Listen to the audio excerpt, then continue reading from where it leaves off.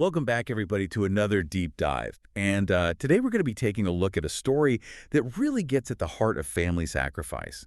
It all started with a pretty unusual item, a letterman jacket. Oh, wow. Okay. Yeah. And to make things even more interesting, this is all playing out in a conflict between a father and a Texas school district. So we've got emails, news articles, and even a transcript of a school board meeting to work with. Sounds like we've got our work cut out for us. We definitely do. But, it's amazing to me how something as seemingly simple as a jacket can reveal so many complex issues. You're absolutely right. The layers you sometimes uncover in these cases, it's fascinating. So let's break down the situation. We've got Charles Marcus, whose son is a senior and band student at Dickinson High School, and the school is denying him his letterman jacket. Now, I'm assuming there's more to this than just a simple mix-up with the order. Oh, there definitely is. Because the family paid for the jacket in full, and from what we can tell, he met all the initial requirements. Okay, so what's the holdup? Well, the school is claiming that the son didn't participate in marching band, and that's why they're withholding the jacket. Interesting. Is marching band a requirement for all band students at this school? Well, that's where things get a little murky, because this requirement seems to have been implemented after the jacket was already ordered. That does seem a bit unfair, doesn't it? Yeah, right off the bat, I'm thinking, is this even legal? And then you start to think about all the sacrifices Charles and his family probably had to make just to get to this point. Right, like how much effort and money did they already put into supporting their son's band involvement? Exactly. So let's try to get a clearer picture of how this whole thing unfolded. It looks like the story starts back in April 2024, when Dickinson ISD placed the order for the jackets. And at that time, was there any mention of marching band being a requirement? From the documents we have, it doesn't seem like it. No mention of marching band being necessary to receive a jacket. So when did Charles find out about this new requirement? It wasn't until September of that same year. He discovered that the jacket was being withheld, and he immediately started trying to get some answers. Requested meetings with the principal, sent emails back and forth with the principal's secretary and the band director, Mr. Brazelton. It sounds like he was being pretty proactive. Yeah, definitely. But from what we can see in the email exchanges, the school's response was less than helpful. Oh, what were they saying? Well, in one email, Mr. Brazelton straight up says that the jacket will be held until May 2025. Whoa, a whole year later. That's a long time to wait for something you've already paid for. And on top of that, he mentions that the handbook will be updated to reflect this new marching band requirement. So they're basically trying to change the rules of the game after it's already started? It sure seems that way. And I can only imagine how frustrating that must have been for Charles. He wasn't just going to let this slide, though. What did he do? Well, he formally requested either the jacket or a full refund. And he even cited the Texas Deceptive Trade Practices Consumer Protection Act, the DTPA. Oh, wow, he went there. Invoking the DTPA is a pretty strong move. It is, and it brings up a whole other layer of this case, the legal implications. Right, because now we're talking about potential consumer rights violations. This is where things get really interesting. Exactly. Now, I have to admit, legal jargon isn't exactly my forte. So could you break down this DTPA thing for me? What exactly does it cover? Sure. The DTPA is basically designed to protect consumers from deceptive business practices. And in this case, the argument would be that the school accepted payment for a product, the jacket, and then failed to deliver it without a valid reason. So even though it's a school and not, say, a car dealership, this law could still apply. That's the question. It'll be interesting to see how that plays out. But it's clear that Charles wasn't just concerned about the legal aspects of this situation. He was also worried about the broader implications of this marching band policy itself. That's a good point. He wasn't just fighting for the jacket, he was fighting for something bigger. Exactly, and we'll dive deeper into that side of things after the break. So when we talk about those broader implications, the marching band policy itself is a good place to start. And Charles even brought up the 14th Amendment when he was fighting this. Oh, wow. The 14th Amendment, that's a big one. What does that have to do with a high school band jacket? Well, it might seem like a stretch at first, but it really gets to the heart of fairness and equal protection under the law. Basically, it prohibits states from denying anyone, life, liberty, or property without due process of law. Okay, I see where you're going with this. Yeah. But how does that apply to this specific case in Texas? Well, the argument here boils down to choice. If the school is essentially forcing students into marching band without offering any alternative programs or ways to participate, they could be violating students' rights to choose how they're involved in band. So it's like a freedom of expression issue almost. Like, Yeah. hey, I want to play music, but I don't want to march. Precisely. And the 14th Amendment also guarantees due process, meaning that individuals have to be given fair notice and a chance to be heard before the government can take any action that affects their rights. So in this situation, could the school argue that they did provide due process? Because they eventually updated the handbook. That's a really good question, and it's where things get a little more complicated. Because remember, Charles ordered and paid for that jacket before this marching band requirement was ever put in place. So if the school is retroactively enforcing this rule, it definitely raises questions about whether they violated due process by denying him the jacket based on a rule that wasn't in effect at the time of purchase. That seems pretty messed up.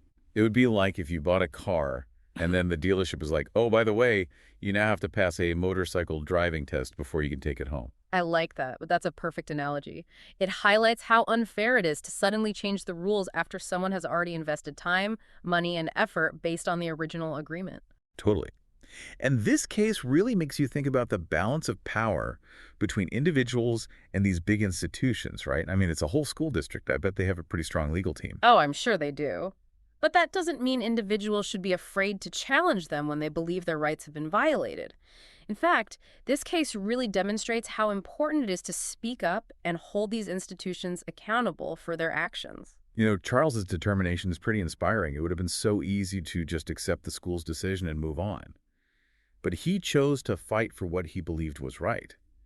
And not just for his son, but potentially for other students who might be facing similar situations in the future. Absolutely. It's a classic David and Goliath story, and it's a reminder that individuals can make a difference even when they're up against what seem like impossible odds.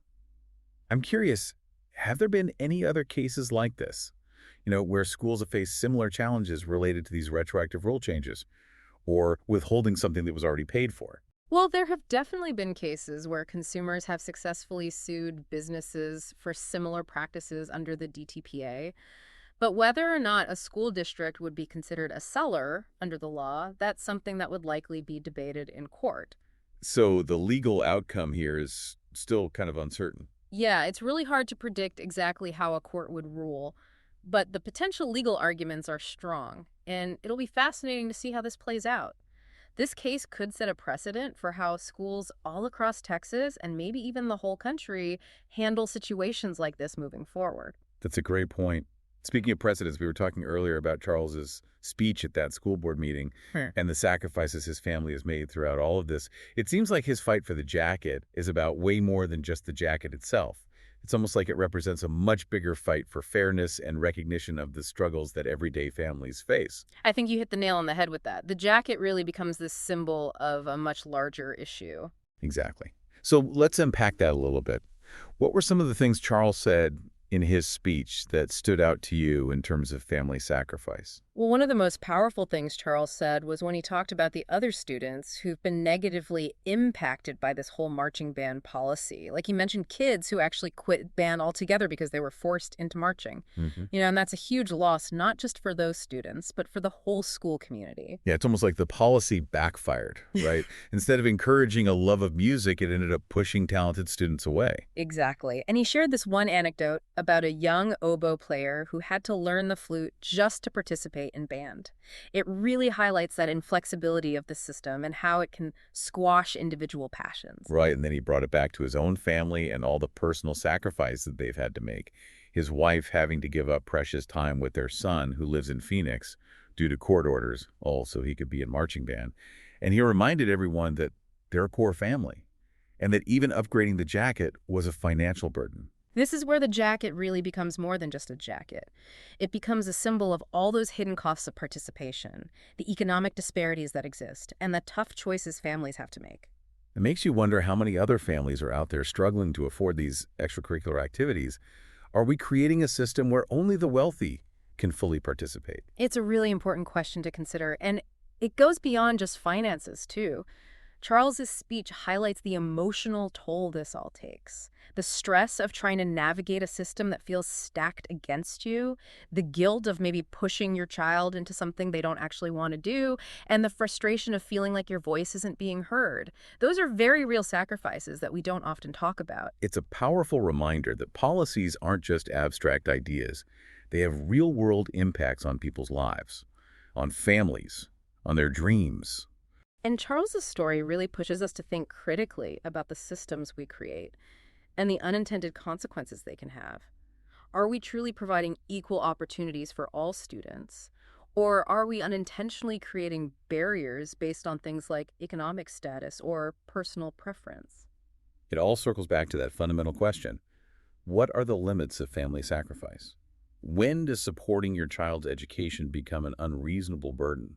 When does it cross the line into unfair expectations? Ultimately, I think that's a question each family has to answer for themselves. But Charles's story is a perfect example of why it's so important to advocate for what's right, to speak up when you see injustice, and to fight for a system that values and recognizes the sacrifices of all families, regardless of their background or circumstances. I think this deep dive has shown us that something as simple as a letterman jacket can bring to light so many complex issues surrounding family sacrifice, education policy, and even constitutional rights. It reminds us that the personal is often deeply political, and that individual stories like Charles's can really shed light on larger systemic problems, and hopefully inspire us to work towards a more just and equitable world. So as we wrap up this deep dive, we're left with a lot to think about. How can we better support families as they navigate these difficult situations? How can we build educational systems that are genuinely inclusive and accessible for everyone? And most importantly, how can we make sure that the sacrifices families are making are being met with respect and a real commitment to fairness? Those are some really big questions worth reflecting on. And I encourage you all to continue having those conversations. Thanks for joining us on The Deep Dive.